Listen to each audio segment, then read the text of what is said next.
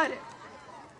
ஆட்சிக்கு வந்த புதுசுல அடுத்த கட்சியில இருந்து வந்த செந்தில் பாலாஜிக்கு ரைடு விட்டா எங்களை சீண்டி பார்க்காதீங்க, நோண்டி பார்க்காதீங்கன்னு பொங்கி எழுந்தாரு.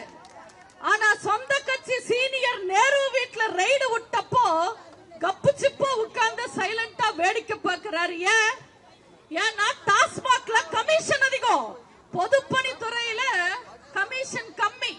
அது மட்டும் இல்ல, நேருவுக்கு சமையல் கட்டுல செல்வாக்கு கம்மி. ஸ்டாலின் நிலைமையை யோசிச்சா எனக்கு பாவமா இருக்கு.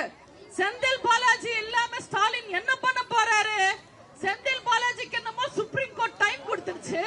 நேத்தே சுப்ரீம் கோர்ட் கேட்டுருச்சு, உனக்கு பதவி வேணுமா ஜாமீன் வேணுமா திங்கக்கிழமைக்குள்ளார சொல்லுச்சு.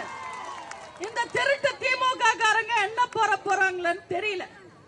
மேடை கடிச்சா போதும் ஏதாவது பேசுவாங்க. மிரட்டினா அப்படியே மன்னிச்சு சரண்டர் ஆயிடுவார் ஸ்டாலின். இதுக்கு முன்னாடி எல்லாம் டிஎம்கே திராவிட முன்னேற்ற கழகம், இப்ப எல்லாம் டிஎம்கே திராவிட மன்னிப்பு கழகம். இந்த பைந்தாங்குழி சர்வாதிகாரி ஸ்டாலின் சொல்றாரு, மத்திய அரசாங்கம் எங்களை நசுக்க முடியாது, நாங்க மத்திய அரசுக்கு பணிய மாட்டோம். திமுகவும் ஸ்டாலினும் எனக்குமே அவுட் ஆஃப் கண்ட்ரோல் தான் பேசுறாரு. திமுகவோட அவுட் ஆஃப் கண்ட்ரோல் பத்தி நமக்கு தெரியாதா? அவங்க வரலாறு நமக்கு தெரியாதா?